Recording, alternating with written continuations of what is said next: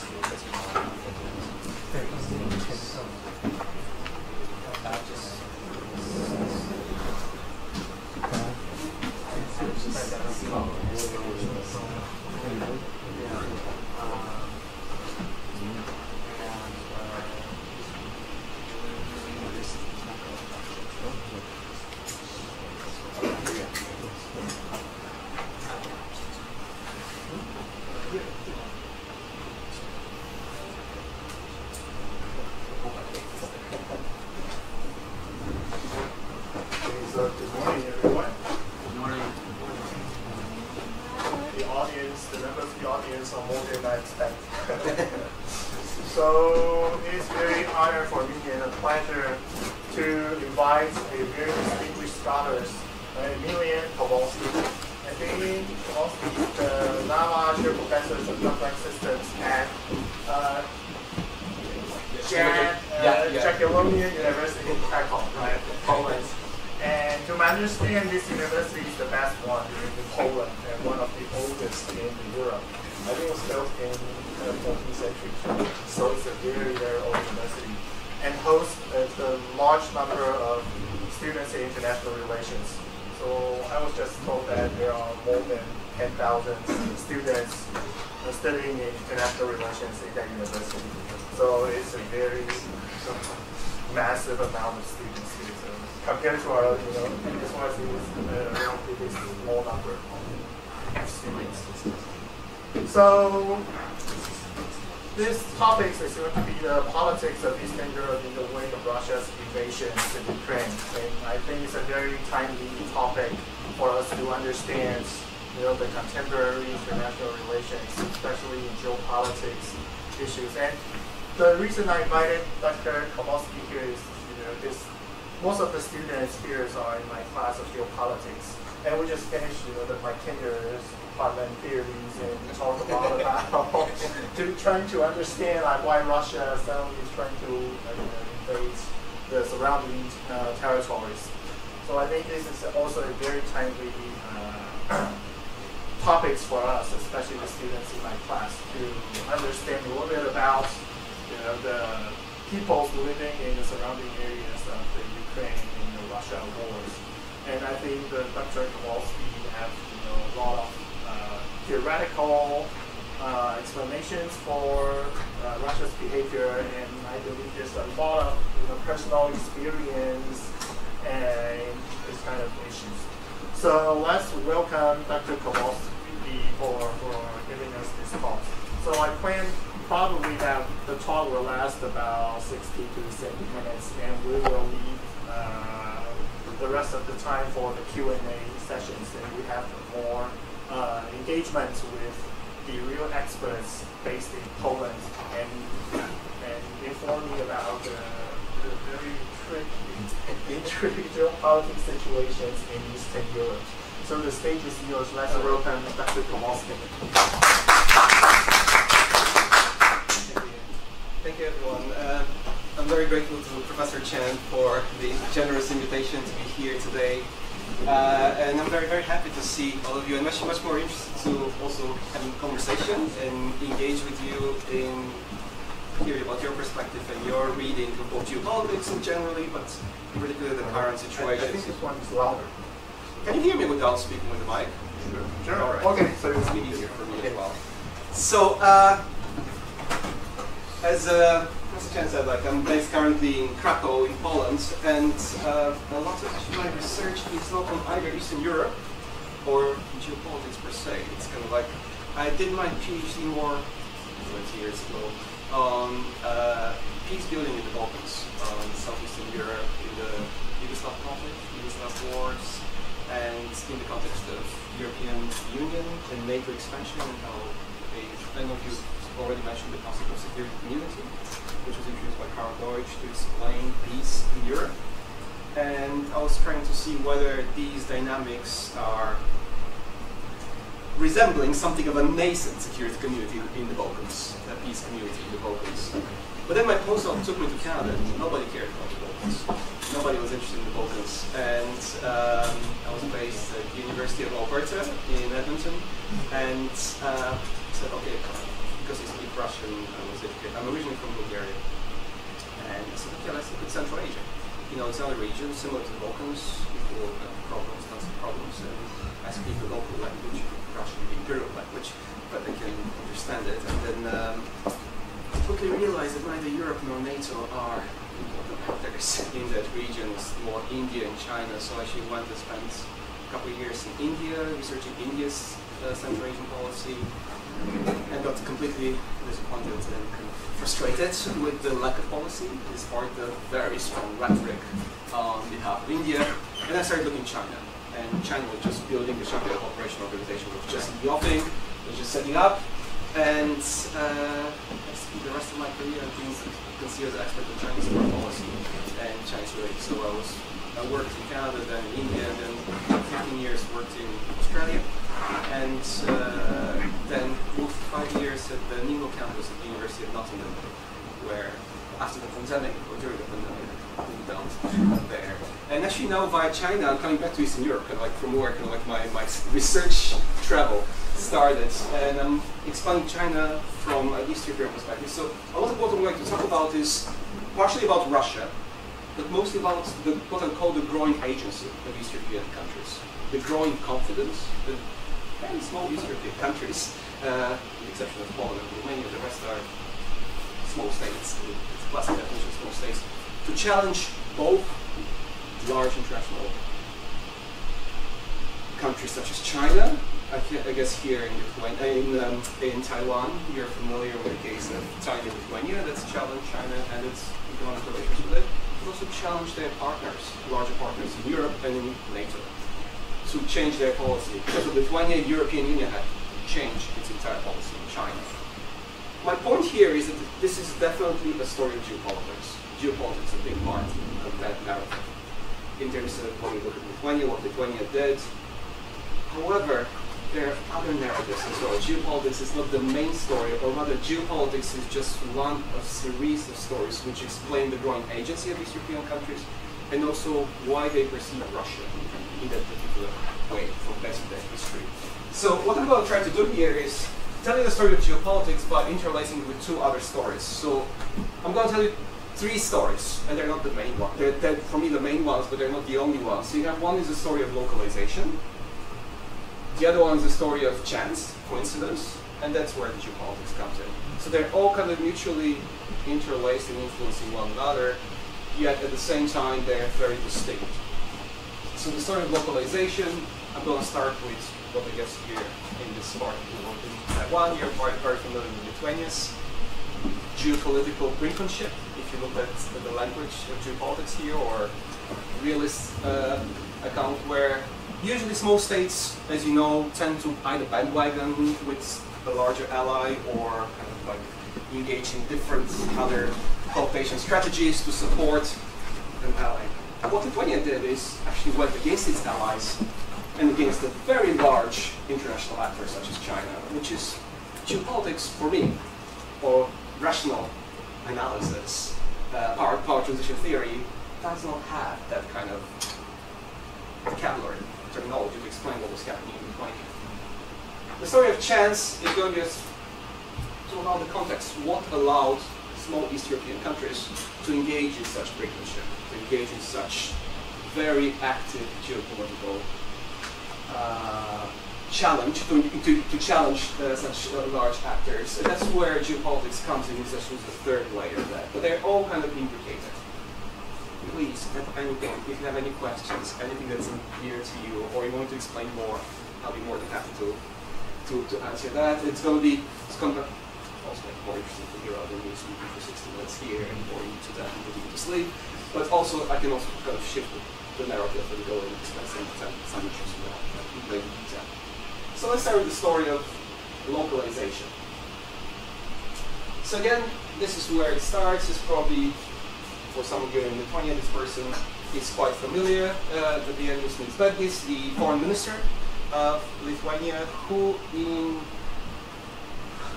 May 2021 announced that Lithuania is formally leaving a club of countries that China had created in Eastern Europe. See here's the Central and Eastern European countries, which was called 1670+1. I'm going to explain a little bit more about it, but it was the first time in recent history where a state basically left economic, political, any kind of relations with China, ceased those relations, which is very kind of, especially for a country like this, slightly over 2 million people. And it's very small by European standards, not just by global standards, to challenge a country like China. Open bracket, why was it possible? Because they were very low cost. There's no cost to Lithuania. China was not even in the top 50 investors in Lithuania. There's very little that China could do. The Chinese foreign minister at the time, he said, well, there will be no more trains coming to Lithuania from China. And his very simple, there's never been one. That's going on. So that was very easy. And for most East European countries, that's kind of very different from this part of the world. I'm aware China is not in the top 10 investors. Most, for those of you, anyone coming from Europe? Here, from European? For most in Europe, most of the trade is intra-European, between European countries, that's the bulk of the trade. For most of the countries, a country or an entity such as Dubai is a larger investor in their economies than China. So from all East European countries, again with some exceptions, China is not in the top 10 investors so far. Why, if I'm to backstep here and say, why is it easy for them to challenge China? There's no cost. There's cost at the international stage, but because all of them are also members of the European Union and NATO, they have their part of the club. And so they have the protection of the club in this sense.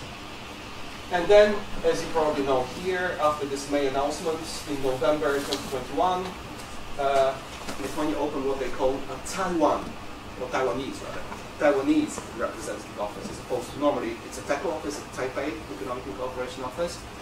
Again here, if I do open the bracket, this was literally done as spelling, translation mistake. It was not a government decision. But then, because of China's overreaction, the government refused to climb down and just maintain the Taiwanese issue. If China hadn't overreacted, the translation thing would have been done. It was literally the person who was translating from the documents, the interpreter, was not someone who's familiar with politics, was someone who spoke the language, so it's a Taiwanese, that person. Taiwanese. It was literally a translation mistake that became a geopolitical issue, of course. And then, again, July 2023, Lithuania became the 5th European country to launch an Indo-Pacific strategy. So Lithuania is on the Baltic Sea. Again, it's a very small country. Do you know which are the other 5 countries that have Indo-Pacific strategies in Europe? Okay, UK is the 6th one. I'm talking EU European. I'm sorry. Well, I'm talking European. Okay, sorry. Yeah, exactly. So UK is one of them. It's the sixth one. So you have France, Germany, Netherlands, Czech Republic, and Lithuania. So these are the 5 countries plus UK. I consider UK European, I just look at the EU framework. And there is also a EU, European Union, as a whole has a strategy. So that's why many of the other countries do not develop independently in the specific strategy, because the European Union itself has an overall strategy which most of them subscribe to. This, again, very naturally, easily maps onto the geopolitical narrative. You know, it's a country standing up against a large bully, China. Yet, for me, the crucial point is what Linsberg said in the campaign, in the election campaign, when in November 2020, when he was still not a foreign minister. He said that the key foreign policy of this country was defending democracy from Belarus to Taiwan. So here, what's happening is localization. That's why it's a story. What I call this is very much a story of localization in Lithuania, not just in Lithuania, in many of these European countries. My hunch is it's not just in this part of the world, in many parts of the world. This localization is how different domestic political formation position themselves on the political space domestically using international actors. So in the case of Lithuania, or in the case of many European, East European countries, if you stand for European integration and liberal democratic values, those political formations tend to be anti-Chinese or suspicious of China. If you are Eurosceptic or populist or more on the right wing, more often than not you tend to be more positive towards China. Again, this is a gross oversimplification, but in general that's kind of like the pattern. Please. Actually, thank you so much. I was about to ask about this, about the domestic political situation. But I'm curious, in Lithuania and in Eastern Europe more broadly, I understand that there's kind of a divide in people's thinking between China and Russia. That generally, you know, Russia kind of Satan, nobody's really going to touch it. But China, on the other hand, there's at least room for discussion. Although I see that that's changed in recent years. So, so how has European public opinion, you know, the opinion of voters and so on, changed on China, and how relevant is that to this case? Yes, yeah. So that's a very good question, and it's again probably you need a much more like fine-grained analysis of each individual European country. However, in general, there is a growing negative sentiment towards China, and particularly in Eastern Europe, and this Lithuania is a very good example of that, where China and Russia didn't used to be considered together. Now China and Russia taken together.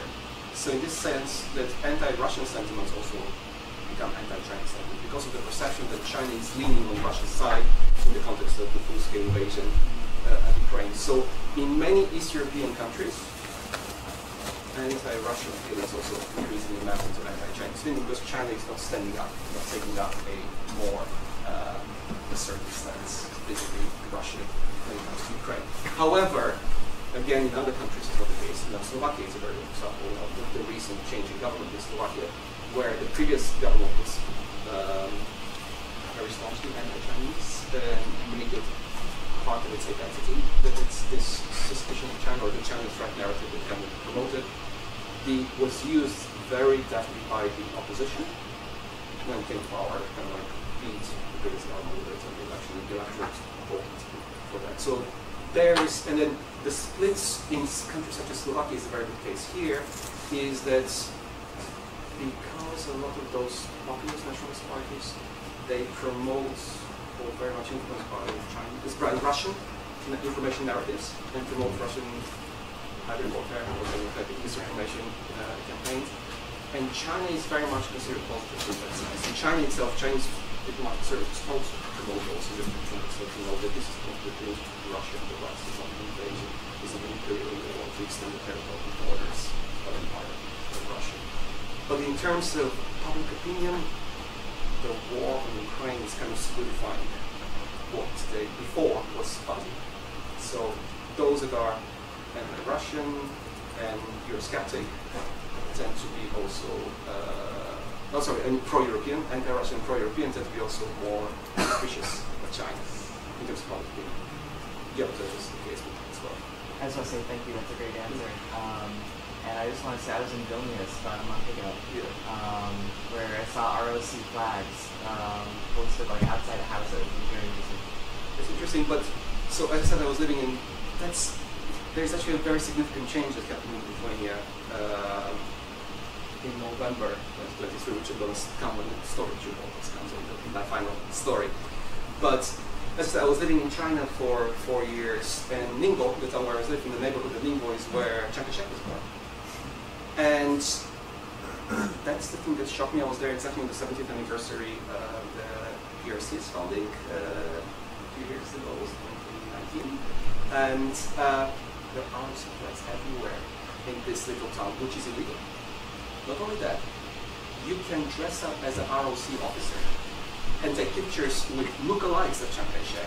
And this was all under all these posters, huge slogans about the 70th anniversary of PRC's founding and Xi Jinping was like something there, which for me was like incredible.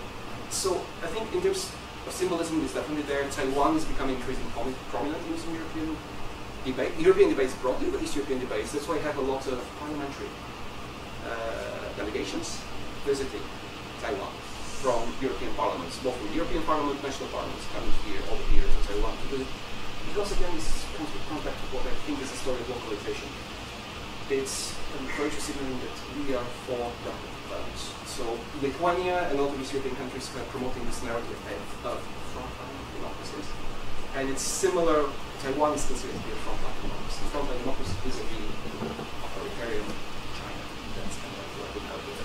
So for me, it's when we talk about anti-Chinese sentiments in Eastern Europe, I would say, I'll venture a guess, in Europe generally, it's more, look at domestic politics. Look what's happening domestically. It's more about how political parties position themselves in the across the political spectrum and use China as a kind of a symbol of such positioning rather than what China does. So in this context, for me, it's very interesting here. It's more about perceptions of what China is doing rather than what China really is doing. And as I'm going to say, because China does very little in Eastern Europe, it makes much more money and much easier to use for different kind of to be used by different political formations for different strategies for different purposes.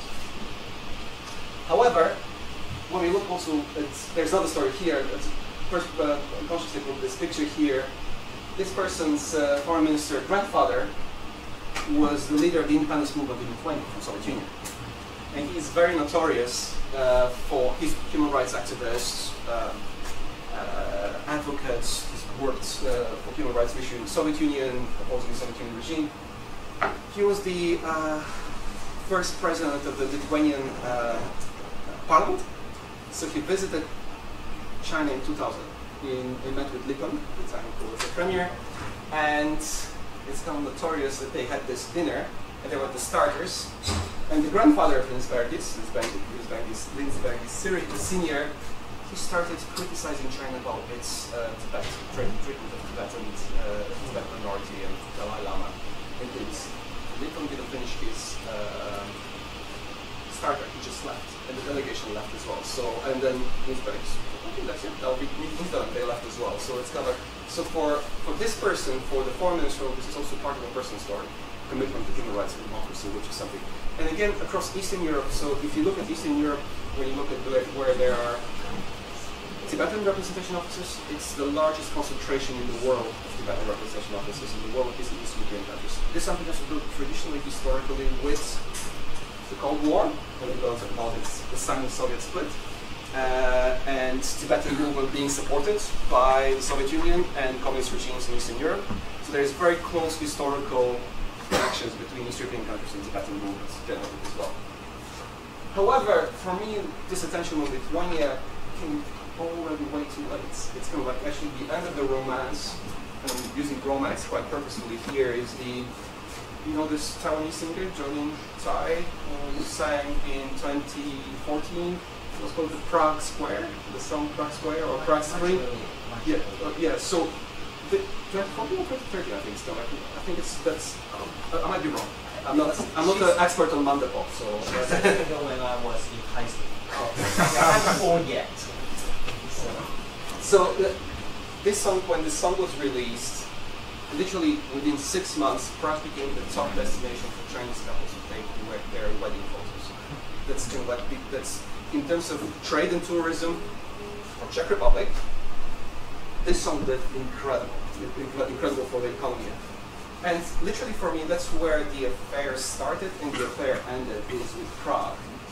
And the Prague, that's where actually this story of localization really begins. It starts, and I guess probably here is partially familiar, this story as well, because Taiwan is very much at the center of that story, is with this person, who is the mayor at the time of Prague, who in 2018 he was elected. He was from the Pirate Party, and in a very pirate fashion, he ended relations between Prague, citizen relations between Prague and Beijing, and set up with the mayor of Taipei, citizen relations with Taipei. Again, why did he do that? Well, again, domestic politics. At the time, the political party in power in the government in Czech Republic and the president were extremely pro-Chinese. They were stronger supporters of China than Orban ever was, the previous Czech president. So for him, this was literally positioning himself and his party vis-a-vis the dominant political formation. So it was really about domestic politics. There is another part of the story. He was a Taiwan fellow. He spent a year and a half here in Taiwan, and he fell in love with Taiwan. So it's another part of the story in terms of it. He also, there was a personal narrative to it. So it's not just about politics, it's personal relationship here as well.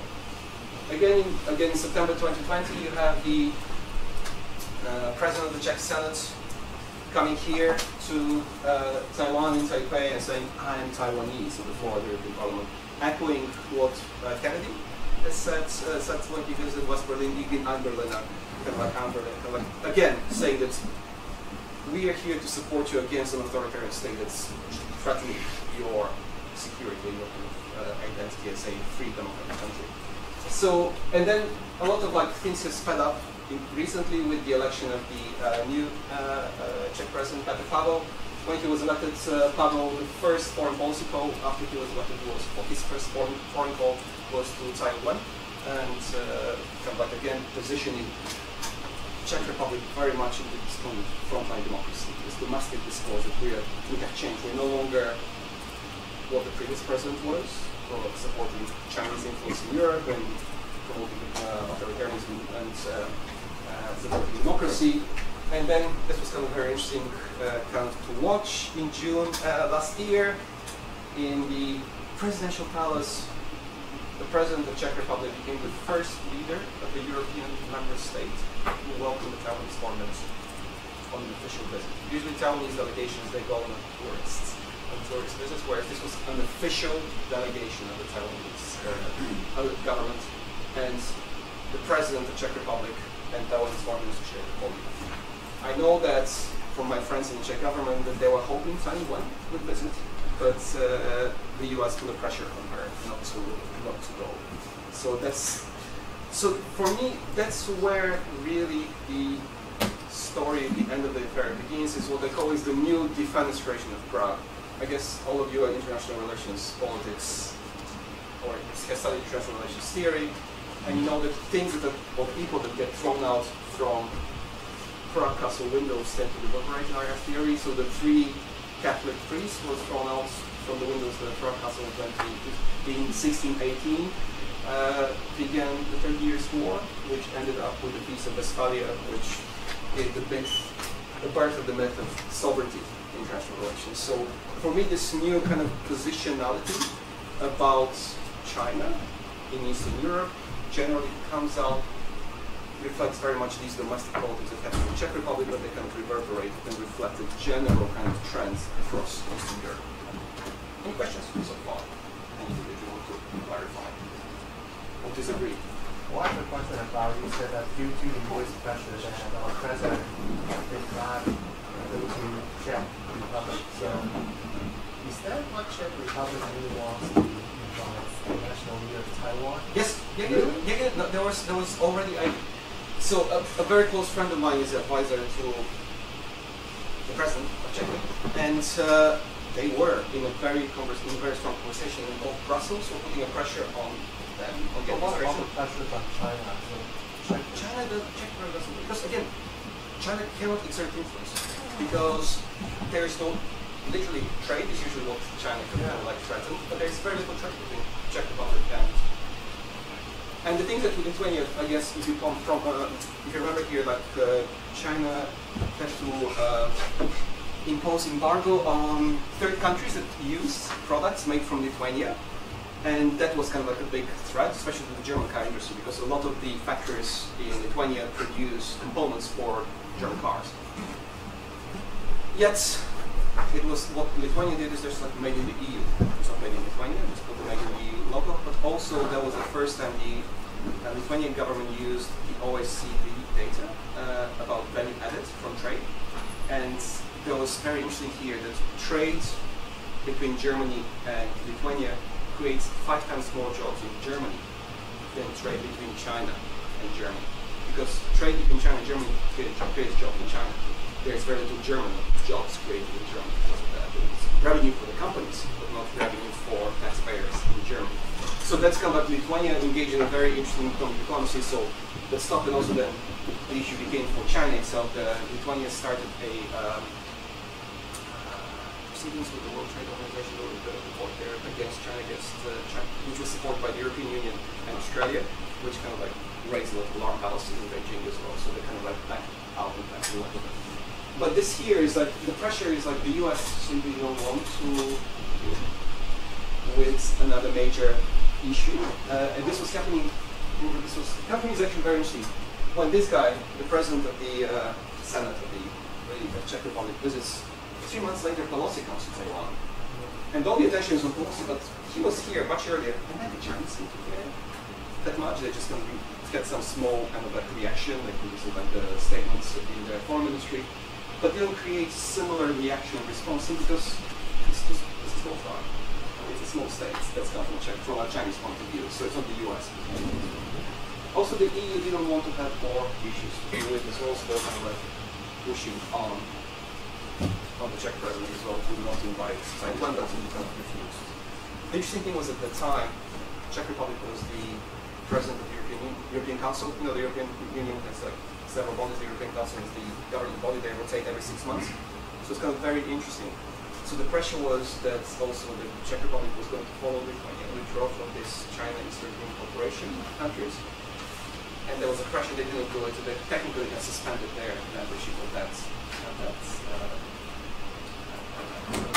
format, that's cooperation. So fine. Alright, so then we got actually, that's kind of like the story of localization, you know, kind of like was very much about, you know, perceptions and kind of like issues that kind of like were generated to create the narratives in a relatively particular way. Paradoxically, actually, it became very real for East European countries in 2019. Again, for most of you here in Taiwan, remember 2019 China was trying to promote new security legislation in Hong Kong in 2019, which was happening exactly on the 30th anniversary of the end of the Cold War, the Cold Permanent War in Eastern Europe. And what was very interesting, Hong Kong dissidents used tactics developed by East European dissidents. So you have literally on the exact same day, the Hong Kong way followed or modeled itself on the Baltic way. This was when people across all Baltic states held hands across the borders of all 3 states to demand their independence from the Soviet Union. Also, as you probably know and assume, models of this here in Taiwan, Lenin Wall, like this stickers stuff, was modeled on the original Lenin Wall in Prague, in the Czech Republic. And what happened was actually Chinese patriots faced the original Lenin Wall with graffiti celebrating the 70th anniversary of the PRC's founding at the time. Also in Eastern Europe, especially in the Baltic states, commemorations of the original Baltic Way, some protesters, or some of those who were commemorating, had indicated support, or slogans indicated support for the people in Hong Kong, and Chinese diplomatic staff attacked. And in one case, beat them quite severely. Actually, this kind of made what was a localization story of something far away became very real domestically. Became something that's felt very real. And that's kind of like also a response to your previous questions about public opinion. And you can see, apart from Russia, public opinion across the whole, or at least the countries here which are covered, Serbia and Russia are the only outliers where there is a very strong positive feeling towards China. In the rest of the continent, or at least in the countries which are covered by the poll, it's quite negative, or increasingly negative. If you do a more recent poll, most likely it's going to be even more negative than it was in 2019. And that's where my story of localization ends. Any questions you might have?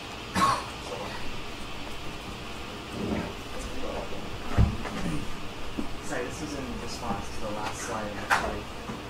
But I remember when Peter Pavel was running for president, and I believe he was a NATO general. Was that right?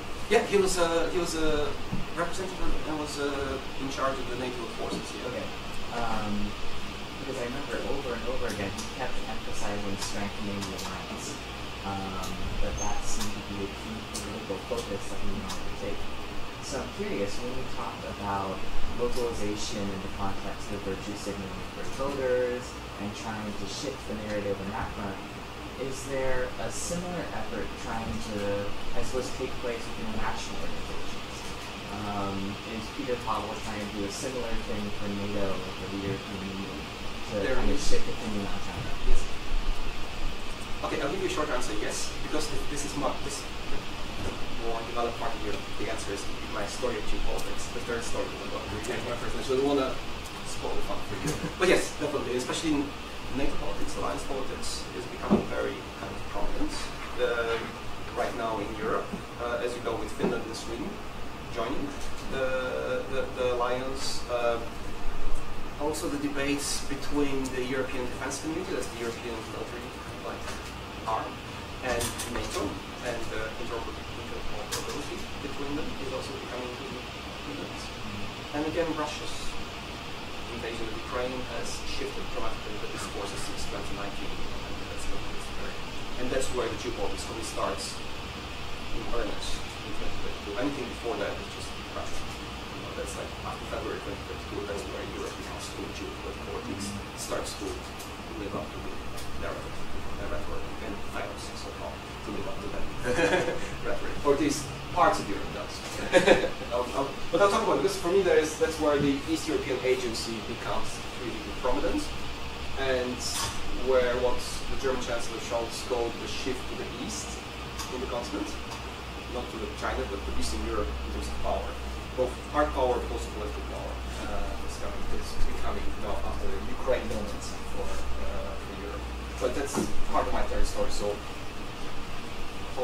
hold on to your question. Then if I don't respond fully at that point, again, you can ask more questions.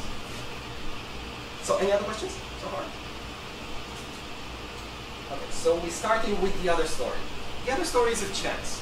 So, why were those countries able to engage in such geopolitical entrepreneurship or like creative localization and positioning using China to position themselves domestically? Is not just because of lack of economic, trade, political relations, but also lack of historical experience.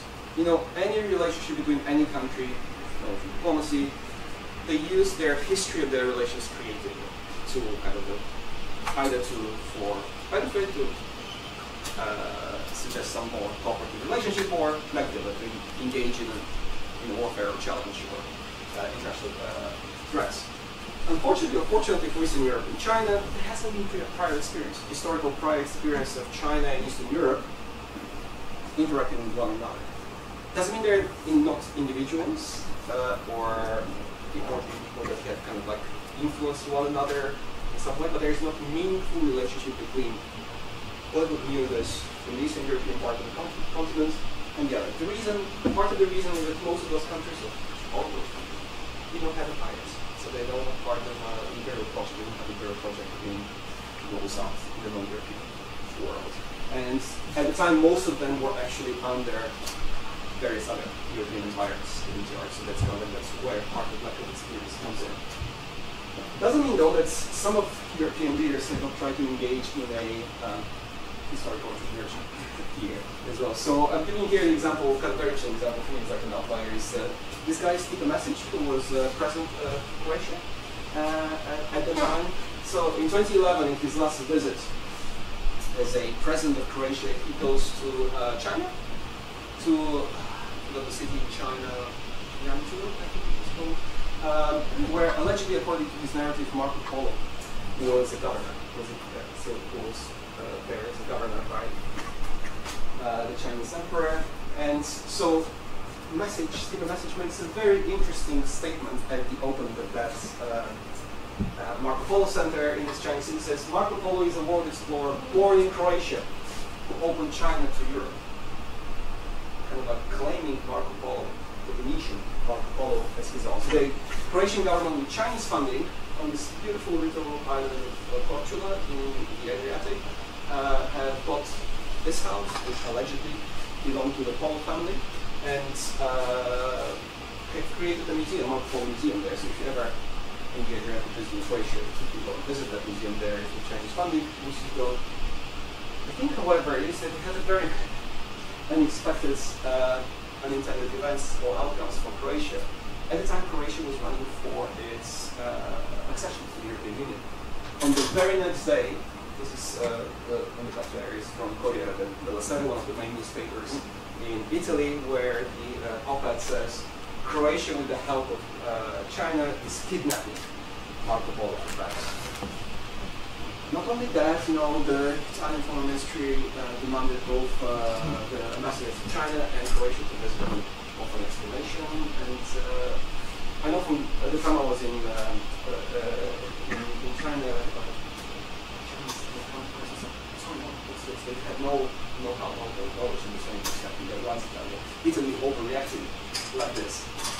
The thing is, though, Croatia's membership in the European Union was delayed for 2 years because of Italy's upset with what Stephen Message said. And he actually, after he retired, he went to publish a whole, well, he's originally a historian, a whole book about Marco Polo, which was funded again by the Chinese government, called the World Initiatives to publish this as well. So it's kind of very interesting here. But again, this lack of history, just my point here is that the lack of historical relations is what allows for creative entrepreneurship, both politically and economically, and for those countries. The other point here is that usually, when we talk about East European countries in China, people usually say that, well, they used to be communist countries during the Cold War period, so they should have supported China, they had been close to China. This is not the case. Because of the Sino-Soviet split, the war that the two countries fought, most of the countries in Eastern Europe, with the exception of Albania and to an extent Romania, were supporting Moscow. So there was, rather than Beijing. So there was absolutely no interaction during the Cold period, between the Cold War period, between East European countries and China. The only opening up starts for a little bit with the 1978, with Deng Xiaoping coming to power, and in particular with this particular individual, Zhao Ziying. You guys here in Taiwan know who he was? Remember? He's the Chinese premier during Deng Xiaoping's reign, who actually he devised a strategy for opening up China economically is thanks to his kind of policies and strategies he developed. So in 78, actually in 77, he goes to Yugoslavia and Czechoslovakia to study how we can develop socialists, how we can develop market economy with socialist characteristics. Because both Yugoslavia and Czechoslovakia at the time were socialist countries that had private ownership. They had private property, and there was actually, some of them, both Yugoslavia and Czechoslovakia, there was some private companies were being established. So he used that model to start the actual policy of opening up. And he came up with this idea that for China, Eastern Europe is an alternative West. So it's again, because of this private property, and it's a European state, European states, they're Western from Chinese point of view, but they're not the bad West. They're not capitalist countries in this way. So he used that model he used that model or this narrative of alternative West to promote East European policies and models for China's economic development. Quite interestingly, after 1986, after Gorbachev started the perestroika, the Russian or Soviet opening up, a lot of East European dissidents or reformers within those countries, they came to China to study how they can implement communism with Chinese characteristics, or communist economic development with Chinese characteristics in their economies. So there was a reverse learning And actually, a lot of those reformers were also looking at political opening up, how Chinese political opening up in Eastern Europe, in China, with maintaining Communist Party control over the political sphere. So they were trying to use that model. However, that kind of opening up, so to speak, between East Europe and China ended very quickly with 89, the Tiananmen Square incident, as China calls it, the massacre in Tiananmen Square. And the whole, what the Chinese regime at the time said was a fear of contagion. Even what's happening in Eastern Europe can happen to that as well. For them, you know, the Soviet Union, the dissolution of the Soviet Union was kind of also another shock. But the real kind of shock to the system was the assassination of Nicolae Ceausescu and his wife, the Romanian leader, the leader of Communist Romania. What shocked the people in Zhongnanhai, in the political elites in China, was there are many things. First, most of them were very close friends. Ceausescu was one of the leaders who was close to China, so all of them knew him and his wife personally. They spent time together both in China and in Romania.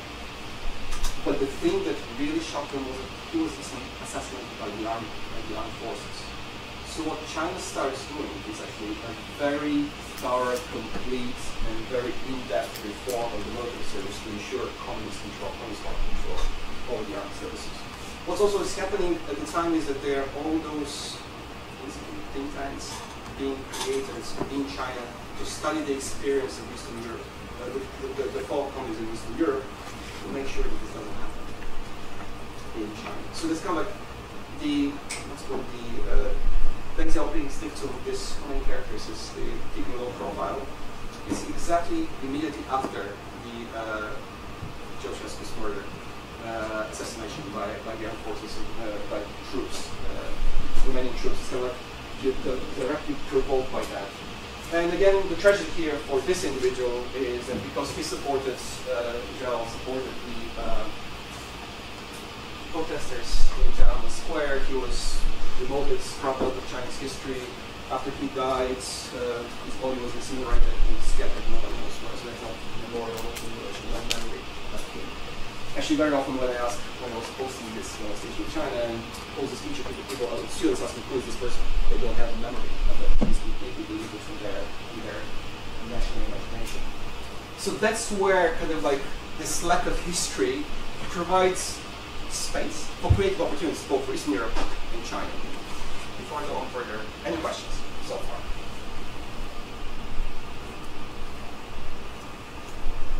For those of you who are still awake. Okay, if not, then so that's where kind of the story starts. That's actually when, for most of their political history, prior to communist period and post-communist period, Eastern Europe and China have actually very little in contact there. It's very little. And the real opening up for them, or the real opportunity when they start having a relation, is the global financial crisis. So there is that crisis for 50 years. That's when China becomes a very important political actor in Europe. So for those of you who remember 2008, and we're not too young to remember 2008, 2009 period, is a lot of European leaders were literally coming and flying to Beijing and begging China to invest in infrastructure, European infrastructure, to assist the European economy. And one of the, so there's just like the weakest economies, pigs, so-called pigs, Portugal, Italy, and Greece. Greece was literally the worst of all three. So the Greek government, the leftist Greek government, was forced by Brussels and by IMF and its creditors to start selling its assets, its public assets. And the first on the privatization block was the port of Piraeus. Port of Piraeus at the time was a very small port, just outside of Athens, 6 kilometers outside of Athens. It was Athens port. So COSCO, the Chinese shipping company, acquires one terminal of that, from that port. And by 2021, it has a controlling stake in the port. By 2021, the port has become the fastest growing shipping port in the world. It has challenged both Hamburg and Rotterdam for shipping trade in Europe. And it's one of the most successful, in that sense, projects that China has invested in globally in the world. So not surprisingly, not just for political reasons, but actually for very real economic reasons. it has been declared the Dragon Head project. You know, China has the so-called Dragon Head projects, which are symbolic projects that demonstrate China's influence and also status in the world. And Piraeus is one dominant one. However, so Wei Jiafu, who was at the time Costco's president, who paradoxically is he's from Ningbo, he's director of Ningbo port. So I met him a few times when I was in Ningbo.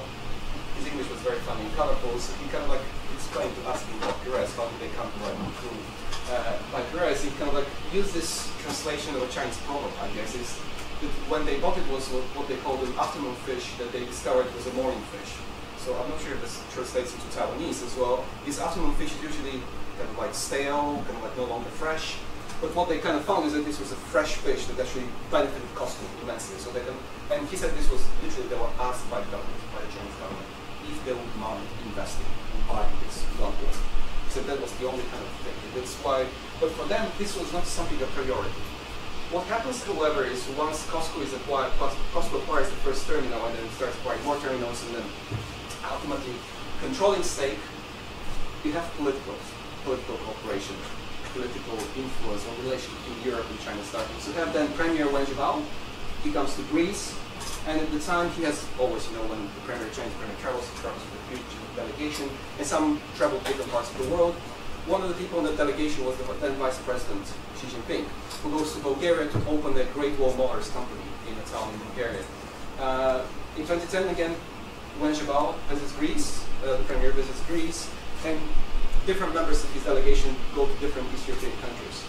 And the important one is in 2011, when, again, he visits Greece. Wen Jiabao visits Greece, and he goes to Budapest and sets up what at the time was called China and Central European Countries Economic and Trade Forum. And this is where, within 3 years, kind of China is able to begin establishing institutional cooperation between Europe, Eastern Europe, and China. But this was all a reaction, or in the context of the global financial crisis, or maybe it could be Costco's acquisition. Why? Because, I wrote here on my next slide, if you have port here in Athens, and you need to export goods to Germany or Western Europe, geography is history, as they say in your geopolitical lessons, you need to go through here. You need to discover a way through here to transport the goods from this part of the world to here. And that's why, kind of politically, makes sense for China, and economically as well, for its initiatives, to start transporting goods from here to here. That's where the relationship starts. And that's where the beginning, kind of like a real relationship, encounter between Eastern Europe and China starts. But before I go on with these kind of like other discussions, any questions so far?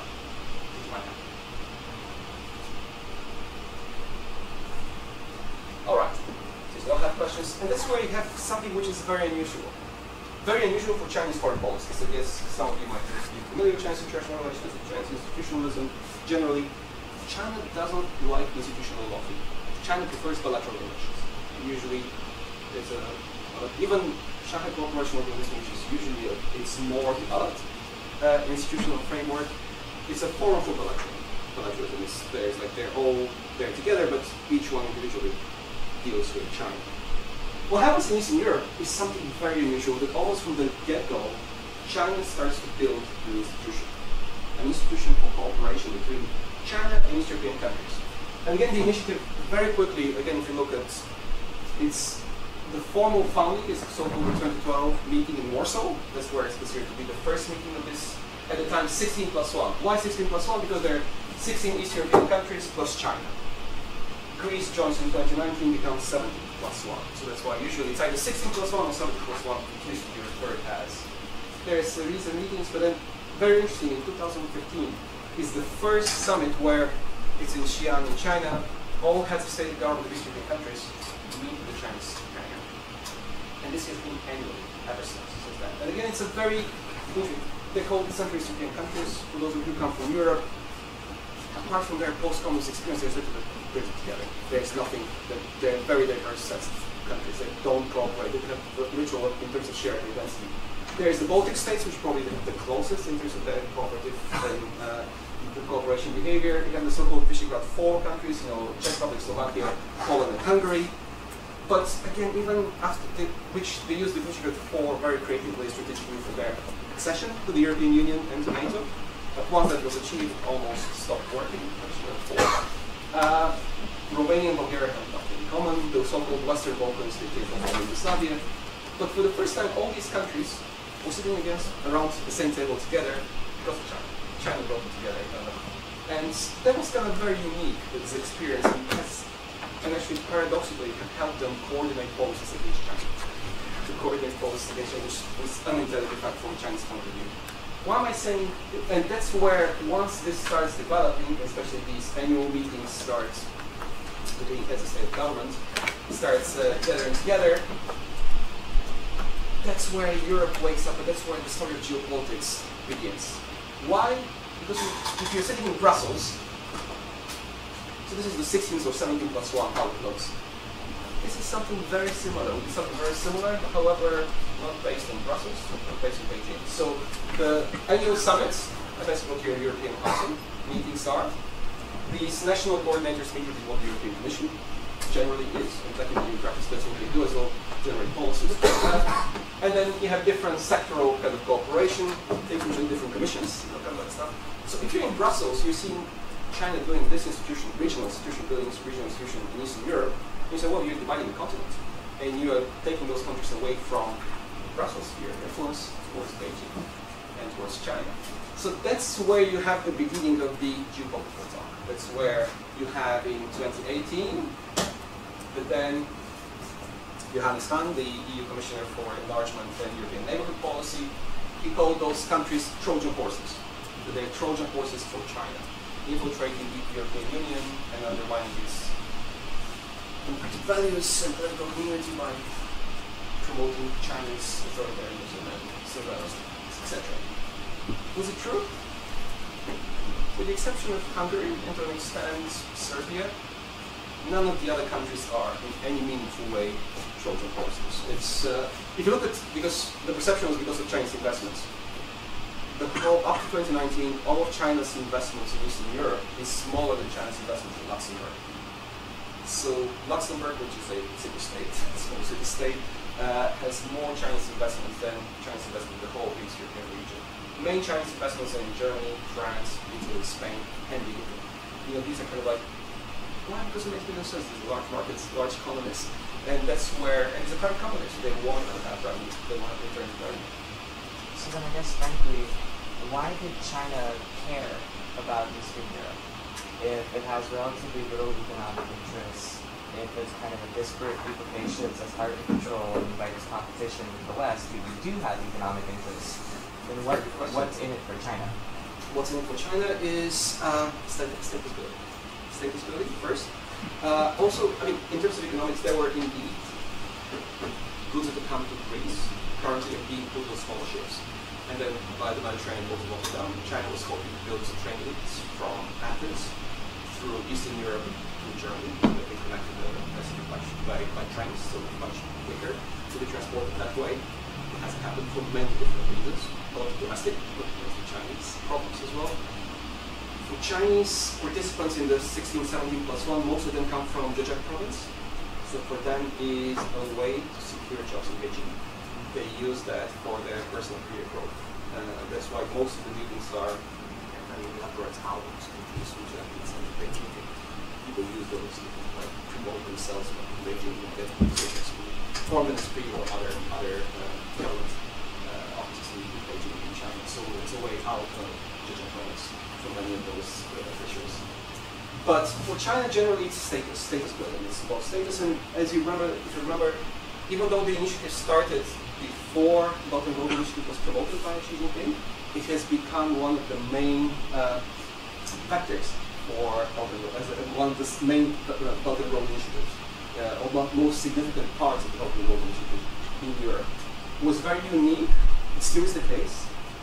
There are two minister-level representatives of the 16+1 in the Chinese government, and not only that, Xi Jinping in 2022 became the head of the 16+1 17+1 cooperation, shifting not the premier, but the president, kind of like elevating status, and also appointed a special representative to 60 to 70+1. There are only 4 or 5 special representatives in Chinatown to other parts of the world, and Eastern Europe is one of them.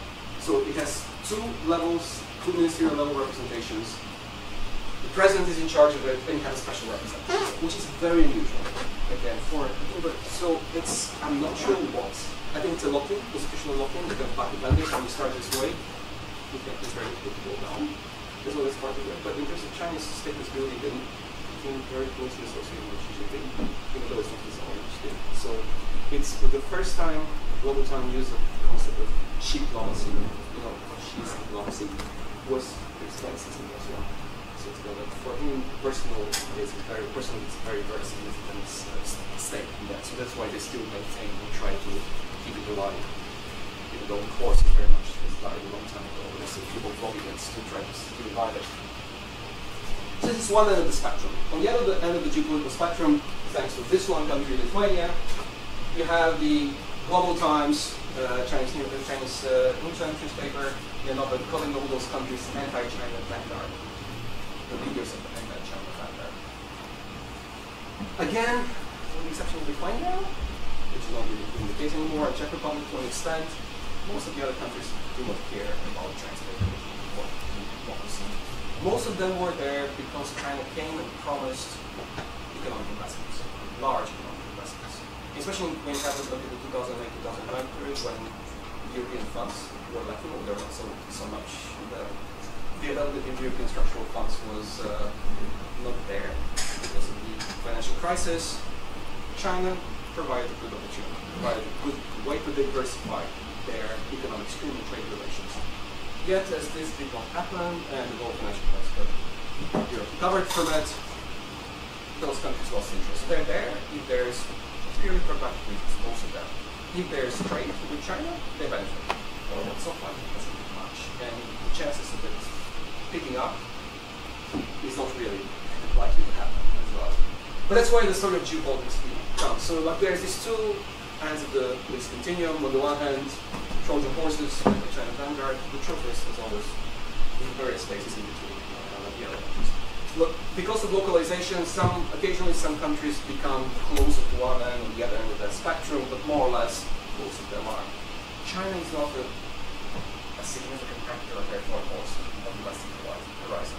And because of the lack of history, there's very little understanding of Chinese. It's very much orientalized to China. And so it's very easy to say anything about China because there's little knowledge and little historical pride. So everyone considers that a valid statement in that context. But that's where geopolitics kind of becomes prominent around 2018 and 2019 in particular. And the real geopolitical so-called check, so to say, is happening in the wake of Russia's full-scale invasion of Ukraine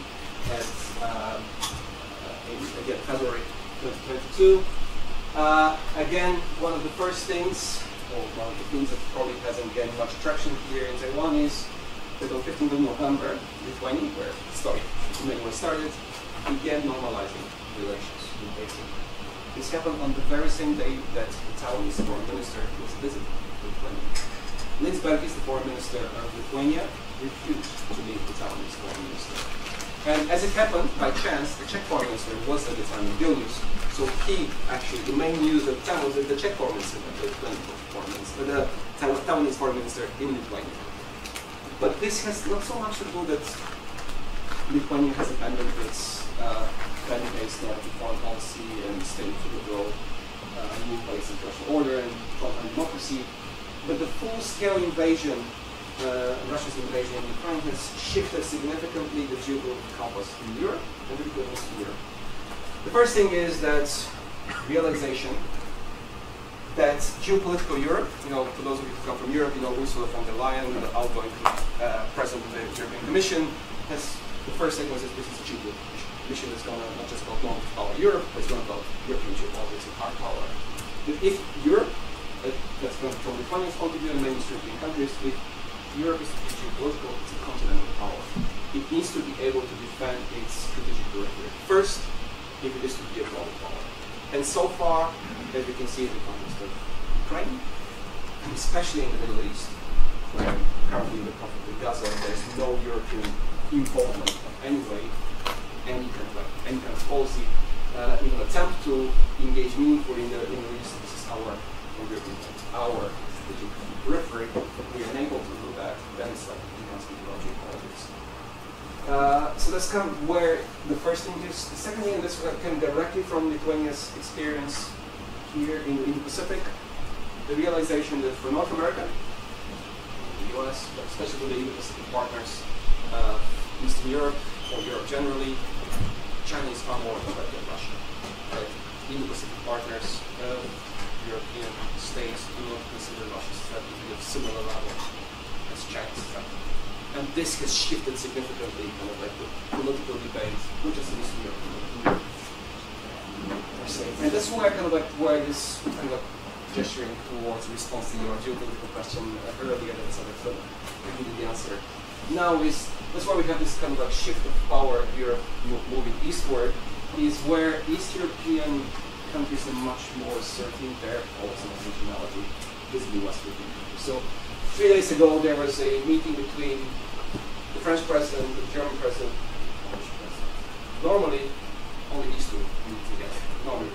For the past 2 years, they have not met because they cannot stand each other. So Poland now is the third party that kind of like tries to smooth differences.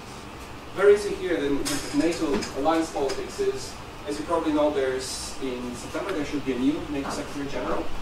So currently there is a former Dutch Prime Minister, Mark Rutte, and the current Estonian Prime Minister, Kaja Kallas, are in the running.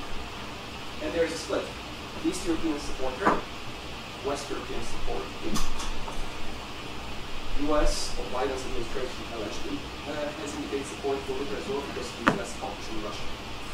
Which from an East European perspective is like when you're being invaded, you cannot do anything but hawkish. Hawkish you are either defending yourself against any threat.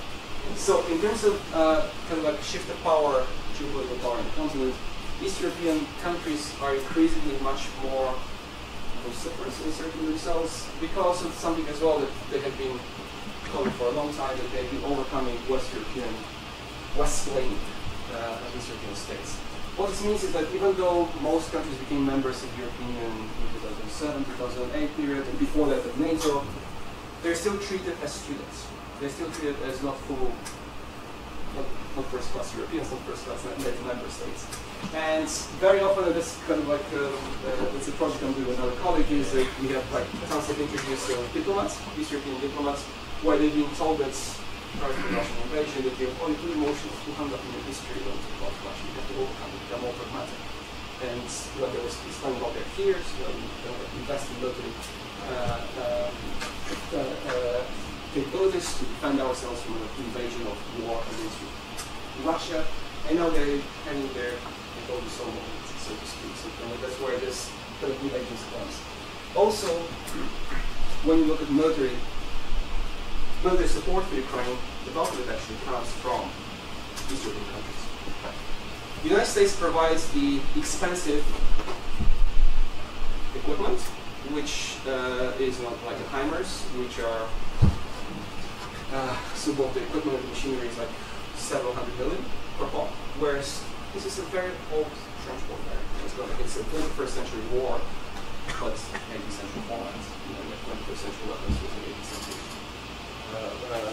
warfare. So all these high-end weapons are indeed helpful, but what Ukraine really needs is artillery shells and bullets.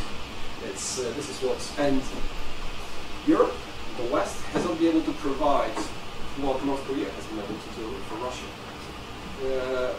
Western Europe in the last years supplied 600,000 artillery shells to Ukraine. North Korea provided 2 million. So the combined economic military power of the West was outdone by a failing current state, like such as North Korea.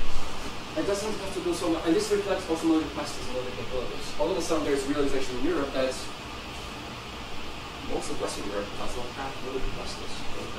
So right now Poland has the largest army in Europe, standing army in Europe.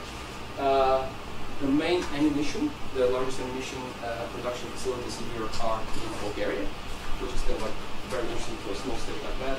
In the first 6 months of the war, 67% of all ammunition used by Ukraine and 45% of all fuel used by Ukraine came from Bulgaria alone. And Bulgaria is one of the most Ukrainian support countries, actually. It's in a very kind of shifty position here. So that's part of the geopolitics. Also, there is a personal story to the Taiwan, to the abandonment of Taiwan, or abandonment, or the shifting perceptions in Taiwan in Eastern Europe is, there are two dynamics. The first dynamic is the country of Macedonia, now called North Macedonia, recognized Taiwan in the 1999-2000 period as full recognition of the country. And however, I don't think Taiwanese diplomatic corps, the Taiwanese government, have learned from the mistake or the mistakes that they did during that period. They still have been pushing the pressure in both Lithuania and Eastern European countries to recognize Taiwan, which no East European country would do simply because it's going to have very serious repercussions with the European Union. They're not going to have support for that. Taiwan failed to develop local knowledge and did the same mistake as what China did with the 16 plus or 17 plus 1, failed to invest. So when Taiwan opened relations with Macedonia in 1999 and Macedonia recognized it, they promised to invest heavily in Macedonia. This didn't happen. And same now with Lithuania and Czech Republic as well. We're hoping that TSMC is going to open this European factory either in Czech Republic or Lithuania, or combination of both, or somewhere else in Eastern Europe. Slovakia would actually very much in the running before the current government took power. Yet, on the 13th of November, TSMC announced that it's opening the factory in Germany. So you have immediately 2 days later, the German government saying, well, we got all kinds of factories to do, and there was no real investment. The other part of the story is, and that's kind of like Europeans so far keeping quiet about it because they do not want to upset their relations with Taiwan, is that Taiwan is providing, but Taiwanese companies are providing far more military support for Russia than China is. So all of the high precision machinery that Russia is using for its weapon production, guns production, come from 3 Taiwanese companies. And the trade between these companies and Russia is more than tripled since it started. And Taiwanese government has done nothing to stop that. And most of the information actually came from Lithuanian intelligence services when they made this film. The report was published a month and a half ago. European governments as a whole have tried to be quite a good pressure on Taiwan to stop that, but it's from what's currently happening, there hasn't been much that has changed.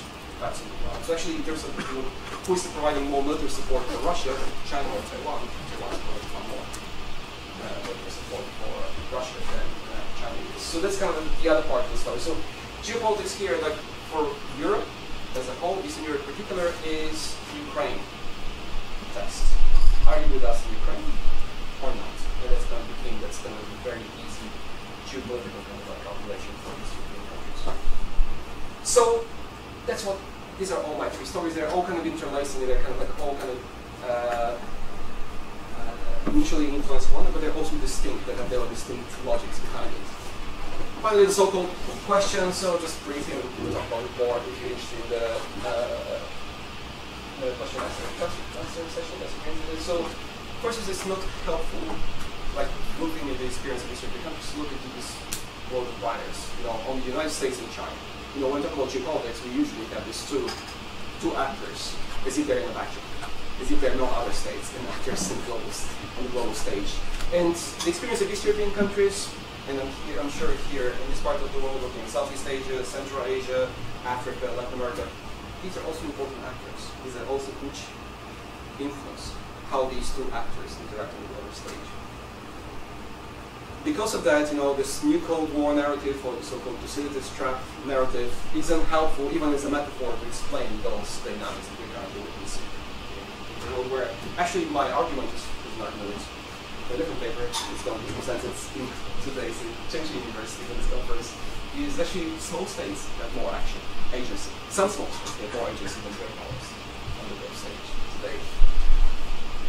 And the other thing is to adjust to what I call PCR worlds. Has nothing to do, all it comes from the pandemic. The PCR world is actually draws in Europe we call the understanding that each actor on the global stage is simultaneously a partner, a competitor, and a rival. So in this context, China is our partner in some issues, let's say climate change, it's our competitor in economic issues, and it's rival in some other issues. But this also applies not just to China, it applies increasingly, or not just increasingly, but there's always the United States or any actor. So like no state or actor on the global stage is merely just a partner, just a competitor, or just a rival.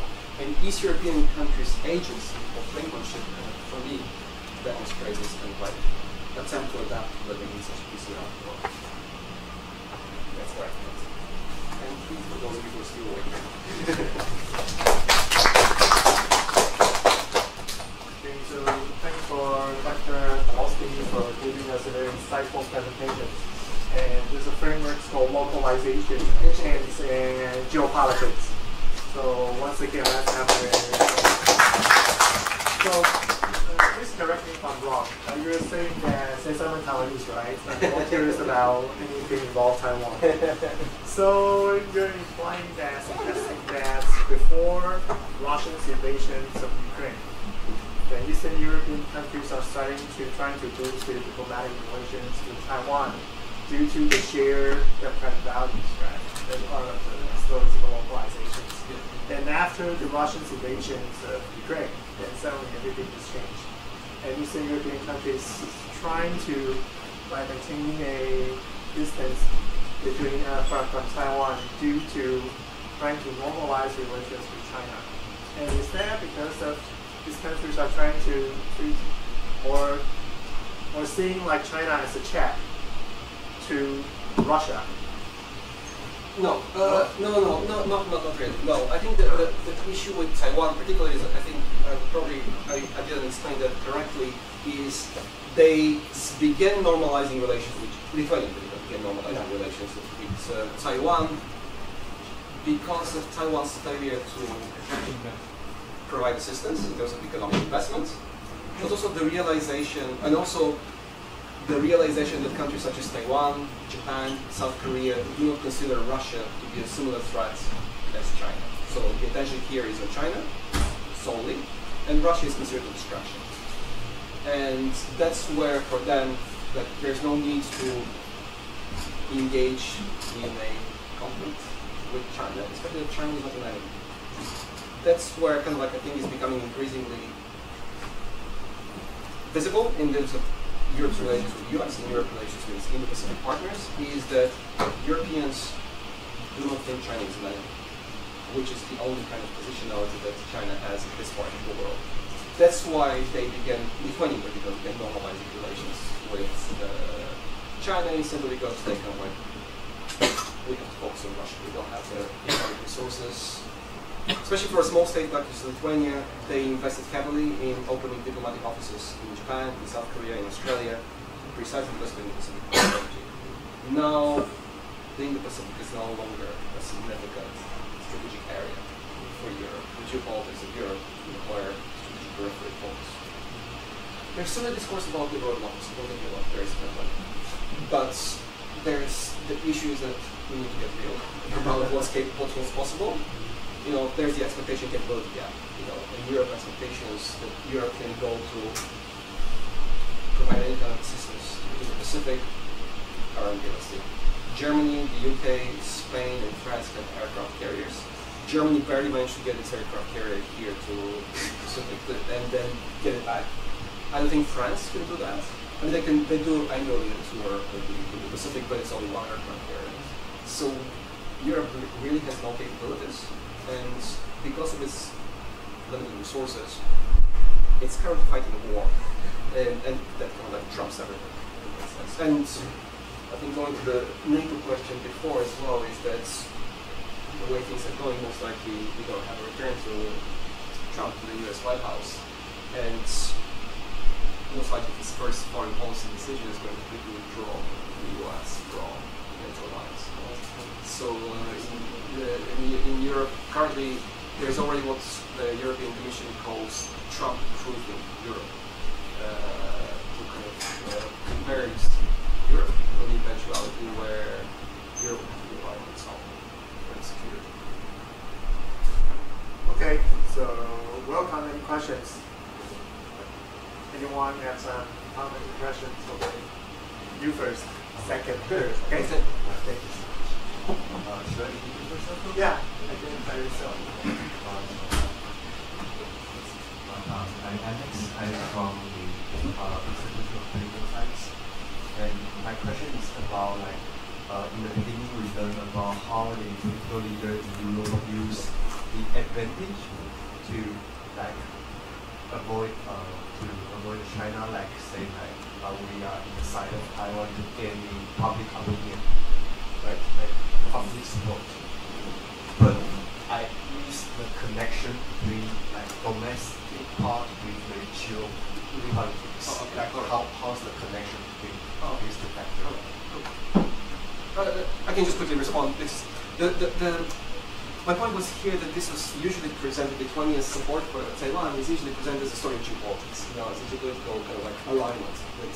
It is positioning itself against authoritarian military rising power in Asia, and it's part of the story. But the story really is about, for me, it's more about domestic politics, how different political parties are vying for electoral support by using China as a stick to beat their opponents. Either they say we support China because it provides an alternative to European integration and offers a different alternative model for the order, or they say, well, we are against China because it undermines democratic values and things. So it's kind of more domestic positioning. So the geopolitical story is definitely there, but it's actually, for me, it's mostly domestic politics.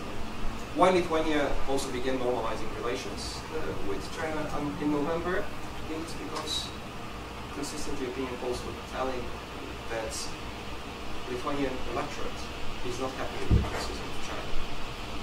Why? Because Russia is China is far too far, and the whole attention, medical attention to Lithuania because of that is affected its political support. So actually the political party is most likely going to lose the next election because of its support. Stop you a little bit. But China is still an authoritarian country, right? If the type value is so important, and why some Lithuanians are trying to normalize their relations with authoritarian countries they used to criticize? We are dealing with Saudi Arabia. We have trade relations with Saudi Arabia, and we have no issues with authoritarian, with other having. Why focus only on China? China has never been a democracy. Why all of a sudden in 2018, 2019, the issue of democratic values becomes an issue? U.S. has invested so heavily in China from 78 to the 1980s, 2 years after the Tiananmen Square. There's just one hiccup here in the Tiananmen Square kind of thing. It's why all of a sudden democracy becomes an issue when China has never been a democracy. We never raised that issue before, and we also trade. We trade with Hungary. Hungary there is very little democracy left in Hungary. We don't even have a modicum of democracy. So the issue here was, but China, because of its symbolism, it's very easy to be used domestically. You don't have to don't look at Hungary, look at China. And also, again, the David and Goliath story. These Christian countries. The narrative is there. The narrative lends itself easily to this political discourse to be used. China is the big Goliath bully that kind of forces countries to support it by the big stick are the threats or the big stick of money. So that's kind of, and Taiwan, you know this very well in terms of how China has been buying off your allies and kind of threatening countries with what they call the one China principle. China was a useful tool, also because of the lack of knowledge. There's literally no understanding of China. Currently, Czech Republic, I think, is an exception where there are quite a few people, Mandarin speakers, in foreign ministry. There is, again, currently in Europe, there is new legislation with what we call knowledge security, which has to do with academic cooperation between European universities and China, which is drafted by a Czech political scholar who is kind of hired by the commission to do that. So that's kind of there is shit, but overall very little you go to countries, even like a country like Romania, which is like 30 plus million people, and its territory is very large. China is not that terrible, I guess, very much to an extent to China as well. So that's why it's also possible to put all those images in China, you know, the perception that China is this. Because when you don't know, you have no practical experience, you can say anything that's true. Okay, Tony, please. Okay, thank you for your presentation. My name is Tony. I'm a student in DC Institute. I'm from Indonesia. So I have two questions. The first question is about the nationalism and geopolitics. In your slide, you mentioned about Eastern and Western Europe. So my question is that are there any nationalism or national identity factors that influence Eastern Europe's strategies, in geopolitical strategies, or in other way around that? How does the current geopolitical situations influence the nationalism or national identity narrative for the countries in the regions?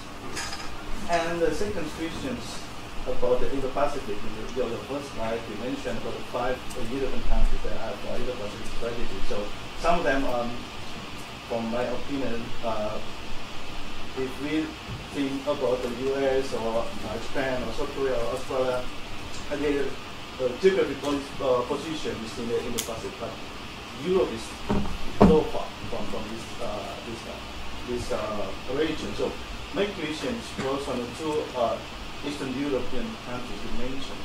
What is their definitions or interpretation of this Indo-Pacific? What is their how they construct the narrative about this Indo-Pacific to develop their Indo-Pacific strategy?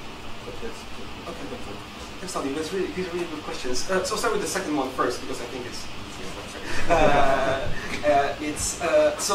it's very straightforward. Both Lithuania and Czech Republic or Czechia, their Indo-Pacific structures look. Indo-Pacific is more or less was the US, or the Indo-Pacific is basically Japan, South Korea, Australia, US, kind of like Indonesia is also part of that as well, kind of like in this, it's kind of like potential, but it's very, very much similar to what the Japanese or the Taiwan, or the American kind of regions of that come in. Why? The reason because the people who wrote those strategies were educated in the regions, they're very well familiar with it. Why Czech Republic and Lithuania again was mostly to signal again Northern values in that sense. Interestingly, if you read both structures, Taiwan is very much at the center for both the Czech one and the Lithuanian one in terms of defense of Taiwan. Because Taiwan is a liberal democracy with allies. So interesting here, again, in terms of geopolitics, I didn't speak about that. It's not about China, it's about East Asia generally. Japan has strategic security partnerships with Czech Republic, Poland, Lithuania, I think Czech Republic or Slovakia as well. So they're bilateral strategic partnerships. In terms of geopolitics, South Korea is a very important actor, so I don't know if you know how much you know about that here, is that South Korea just last year invested $23 billion in the military industrial complex in Poland, which is going to make it, which is very interesting because outbid Rheinmetall, the German one, the American one. And it was kind of interesting because it was happened under the previous Polish government, which was a right-wing government, which was very close to the US, generally speaking, especially to Trumpian Republican. So the expectation was that either Lockheed Martin or one of the other American companies are going to win that. But it was given to South Korea, and South Korea now is going to have a very kind of like massive presence in terms of the military industrial complex in Eastern Europe. The whole is going to be the largest one in Europe, and 23 billion is a lot in terms of investment.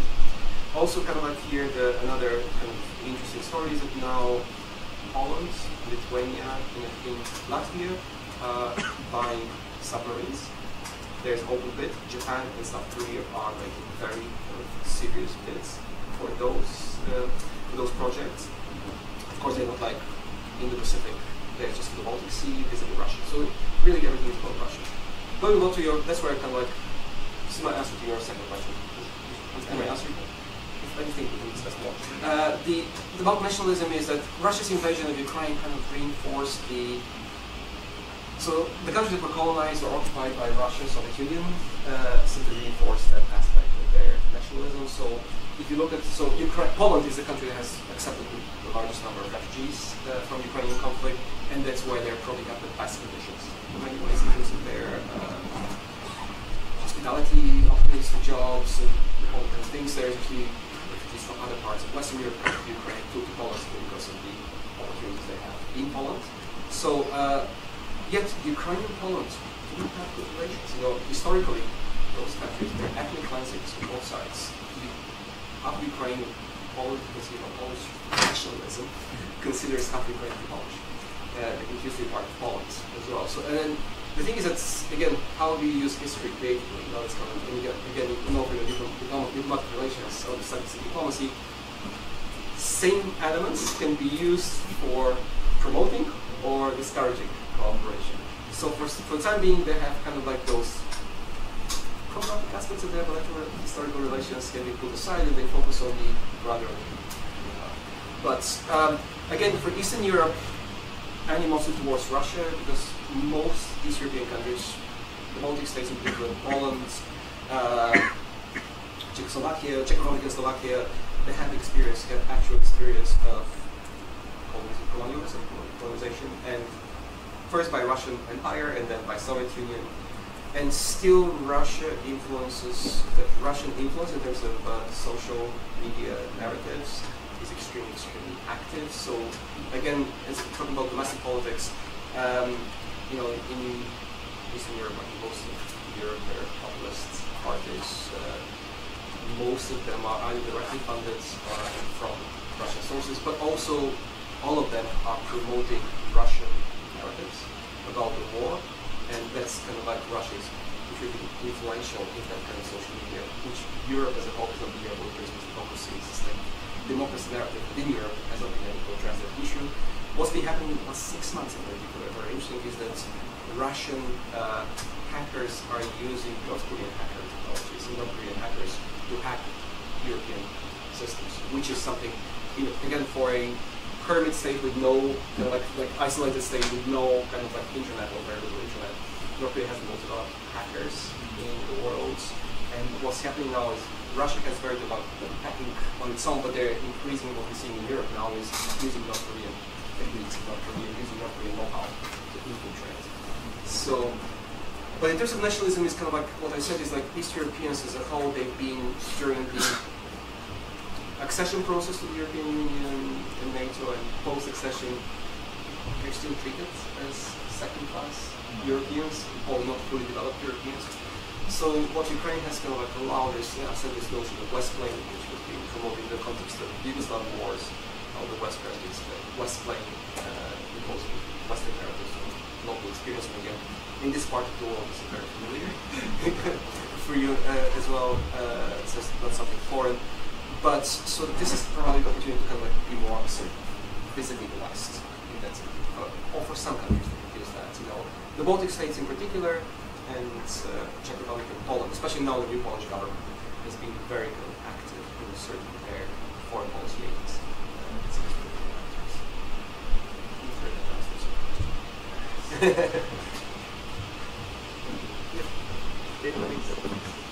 Hi, my name is Victor. I'm from Hungary. PhD fellow here, and also research fellow at the Hungarian Institute of International Affairs. So you mentioned that you're going to present a paper tomorrow about smaller states. Yeah. In 2 days, sorry. So it sounds kind of interesting for me. Not just as a Eastern Central European. You can send me an email, I can try to. Okay, but if you can just elaborate a bit now, what are your highlights there? Alright. I have to finish writing the paper. But let me know if I can use that as an opportunity to keep it. So what my point here is, so kind of like, my title is complex systems, so I come from complex theory, based on like complex theory analysis or complex thinking. I think the United States they call it complex science, in Europe we call it complex theory, complex thinking. So what we currently, so my point of departure is, let's look at the example of Central Asia. So you have increasingly different connectivity projects spanning the same terrain. So in Central Asia, it's very easy. You have the Belt and Road Initiative, You have the Japanese Indian kind of projects, what's called the Africa-Asia Growth Corridor, the Japanese Indian project. We have the 3B World, Build Back Better, say world. You have the European Gateway, you have the Eurasian initiatives of Turkey, Iran.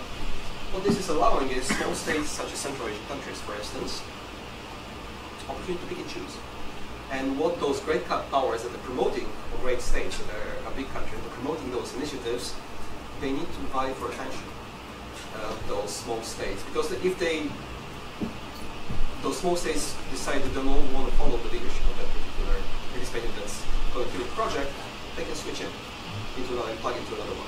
And especially places like Central Asia, what we're seeing is that different states and their leaders have been extremely good at playing those different actors against one another to the benefit of the local regimes and the local countries to an extent, but that's it as well. And for me, it's like what we've seen is the geopolitics of connectivity projects, which shifts the power balance. So it's not the geopolitics of great powers anymore, but the connectivity projects. And how countries like plug in one or two or three projects and plug off others. So that's kind of shifting for me a little bit. Again, it's going to be the simplest terms, I think. So in Eastern Europe, we have the connectivity of European integration process on the one hand, but we also have, like, China is still there. Turkey, for many of our countries, Turkey is a very important actor as well, and that's, I think, we have connectivities to North-South, to North Africa as well, in that setting. So that's where East European countries are, and I think countries like Lithuania in particular have been very good to use their different plugs into the NATO system and the European system, even though they overlap, they're distinct.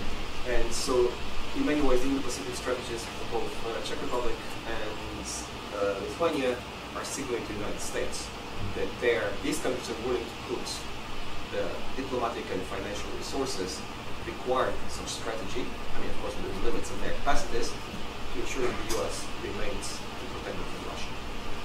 For all those countries, Russia has always been the main threat, not China. And still, despite the narrative, despite the discourse, despite the growing securitization, weaponization of those relations, Russia is really a threat for Europe. Of course, some are using the current geopolitical conflict with China and the US to promote a stronger China. And again, in Europe, we need to be, of course, careful about this. This one's about de-risking, not decoupling. It's de-risking is the word these days. Be sure to maintain relations, but they're not risk-free, but we can manage the risk of trade relations with China. Does this answer your question? Yeah, absolutely. Interesting. Hold on, Ron first. Okay. Hi. Thank you very much, Professor, for that interesting lecture. I'm from the Philippines, and I somewhat share what my colleague from Indonesia also mentioned earlier. But my question, I'm interested with there was a slide earlier about the negative perceptions of Eastern European countries, right? But like in my case in the Philippines, there's this mismatch between the political elite opinion who are leaning towards China, pro-China, and then the distinctly negative sentiment in the public. So there seems to be a divergence between the two. I get the feeling that's the same thing there in Europe, or with few exceptions, in some countries more than in others. But generally, if a government is elected, they've already indicated. So actually, let me just next step. With a few exceptions, so countries such as Czech Republic and the Baltic states, where there is a polarization around China, for most of the rest of the Eastern European context, there is not really a strong pro or against China sentiment because it's not so much part of their political discourse. Russia is a different story. So, like, the perceptions towards Russia between elites and population at large differ significantly.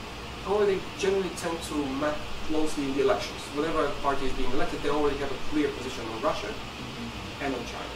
So if that party wins, it means that people who have voted for them are in favor of that particular policy. The problem in Europe is that elections are volatile compulsory. So usually it's about 30 to 40%. Over 40% vote. That's always right. you know, it's a very, most of the proposals of people go to vote. So even in the elections, when people vote, when they select which party they support, is, you know, you have like 50% of votes, most likely, is represented by this. So 70% of the people are not really engaged in the political process. Their opinion is not reflected in the actual election. However, with the exception of Czech Republic and Lithuania, China is not really a big issue for both. It's not an issue for political debate in those countries. There is not a very strong feeling either way. Particular political formation might choose to say something about China because they might think it's politically expedient in that particular moment. So, for instance, now with the electric vehicles, Chinese electric vehicles that are coming into the European market, I've noticed there is more mention of China simply because of Chinese electric cars becoming more prominent. Especially with BYD's investment in Hungary now, this is going to circumvent all the possible legislation for subsidies and tariffs that they will make in the European Union. In these technically European cars that are made in the European member states. So actually, this is probably going to be the first time where Orban's pro-Chinese position is going to hopefully for him pay off for Hungary potentially. It's also kind of like iffy, but there might be some benefit for Hungary coming from this BYD investment. But generally, there hasn't been until now very strong kind of like sanctions. But in terms of usually political representation, because of the elections, usually kind of like those that vote for the political party, they know what political party, the party they vote for, what their stance on China is. Basically, it's not becoming like a major source of political division. No. Russia is. Russia is the major source of political division. The perceptions and attitudes towards Russia. China is not, and I'm aware because as I live in Australia, I still have an Australian passport, and like this part of the world is also home for me. And I know how strong feelings towards China in the political debates in the Pacific or East Asian countries, or whatever you want to call it, Southeast Asian countries in this part of the world are. It's very paradoxical coming from here, going to Eastern Europe, and you realize there's first no economic dependence with China because there's very little trade with China from both of these European countries. And there's almost absence of discourse or discussion about China. Simply because China is insignificant in that part of the world. That's why I'm saying, you know, this bipolar world between China and the US doesn't really reflect, because for many parts of the world, China is not, or the US in that matter, is not the topic factor in political discourse of different local spaces. So in this sense, China is not functioning as it's part of the localization. For some countries, for most of them though, is not as significant. Hence, lack of geopolitics vis-a-vis China, like geopolitical theory vis-a-vis China, until fairly recently, simply because China hasn't been an actor in this part of the world. And still is not. Which I know coming from here is very foreign and difficult to grasp. Where China is like so all incapacitated. Okay, last questions. Okay, my name is Jackson. You're going to the Kimchi University conference? Yep, in Thursday and Friday. I will see you there. Great. So I don't want to raise any question? Well, no, I have two questions though. Okay. First of all, it seems like if you ask anybody involved in European security, Republicans or Democrats in the United States, the Germans, French, Poles, etc., everybody agrees that Europe needs to do more in theory in terms of providing for their own security. There's kind of consensus among different political leaderships that sort of, the French call it strategic autonomy, the Poles think about it very differently, so the Lithuanians and so on. But there's a consensus that Europe needs to build its defensive base. But nevertheless, it's mired in domestic politics. It comes off as rhetoric without any real substance. What are, I guess, the underlying contradictions between these different visions that all on the surface seem to want the same thing? And do you think that it can actually lead anywhere in the future towards substantial policy? It was interesting when you brought up the South Korean investment into Poland, because that seems to be, $26 billion, was it? 23. 23, sorry. Yeah. That's basically the Polish investment as well. So that's massive FDI. I mean, that really showed a concerted effort even after a recent Polish election, which is tactical. I'm sure was negotiated before that. But still, you see the point. So Eastern Europeans seem to be taking this seriously. What about the French, the Germans? You know, what is happening there? My second question. Sorry, that was long. Yeah. My second question is more theoretical. Yes. Right.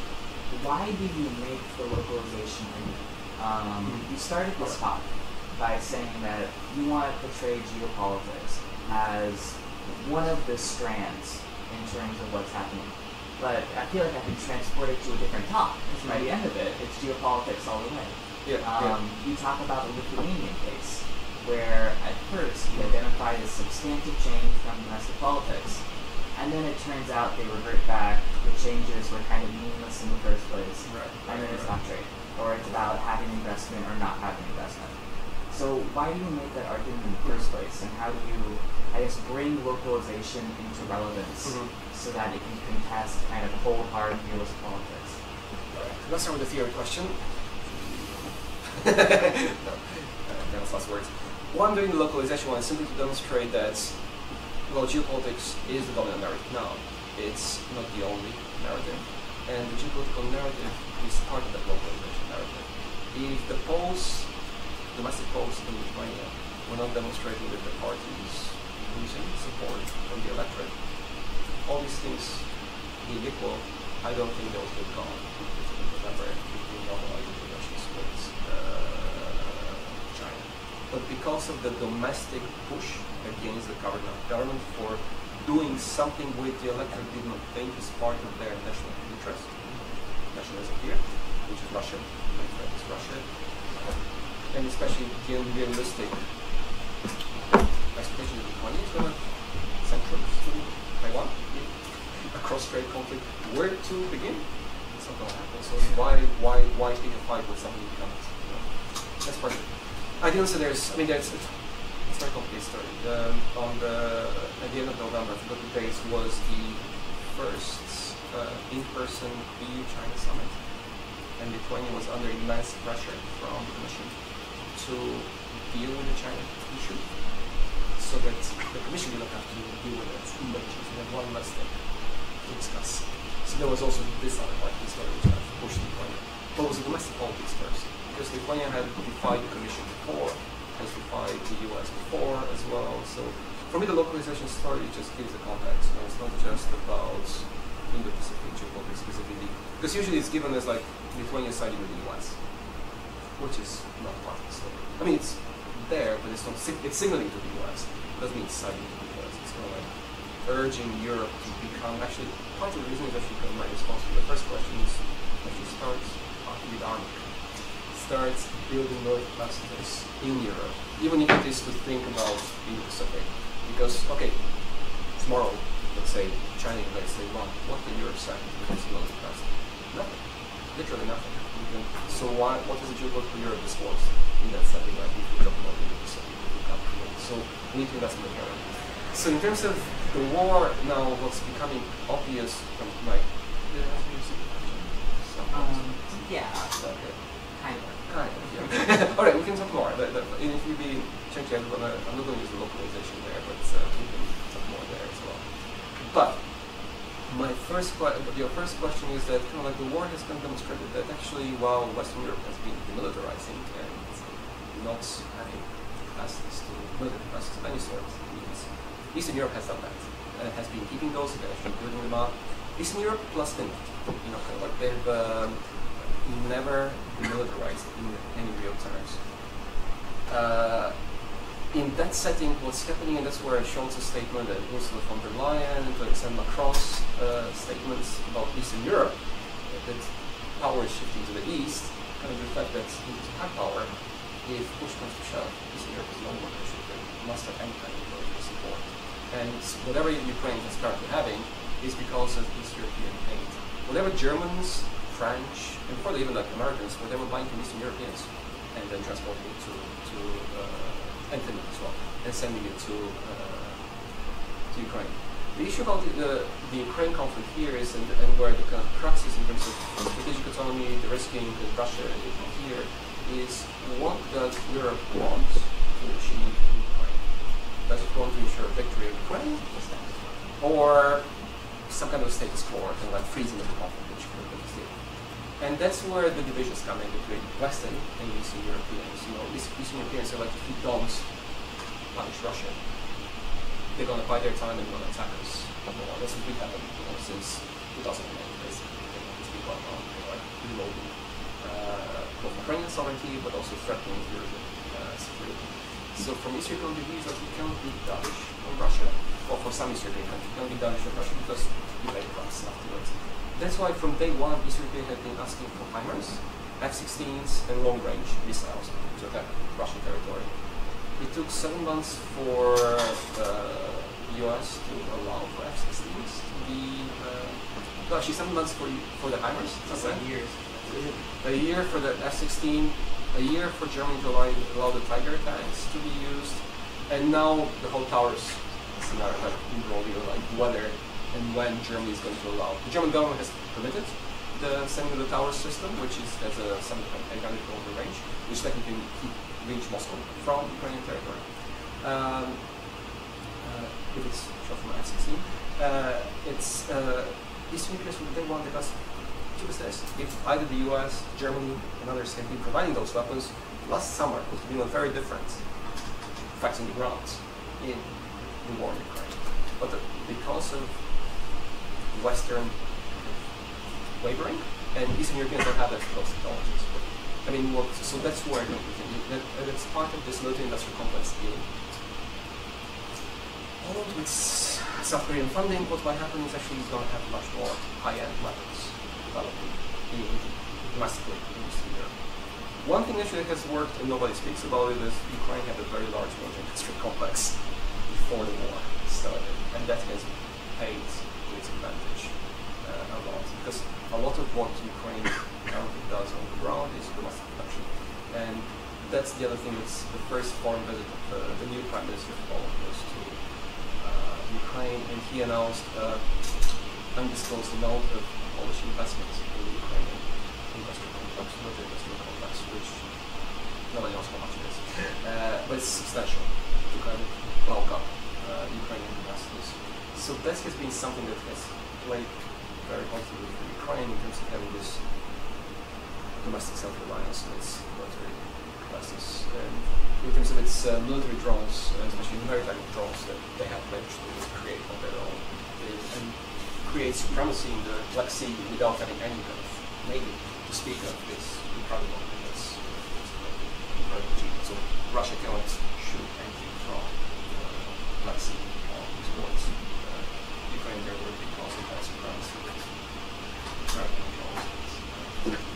So if there is any lesson to take away for Taiwan is to develop a military industrial complex on its own. And my second issue is like to have alliance of friendship partnership with neighbors. Very well, don't trust the US. Okay, so thanks for your participation and engagement. So let's join me to thank. If you have any questions, you can always drop me an email. You're always welcome to give us another talk. Thank you.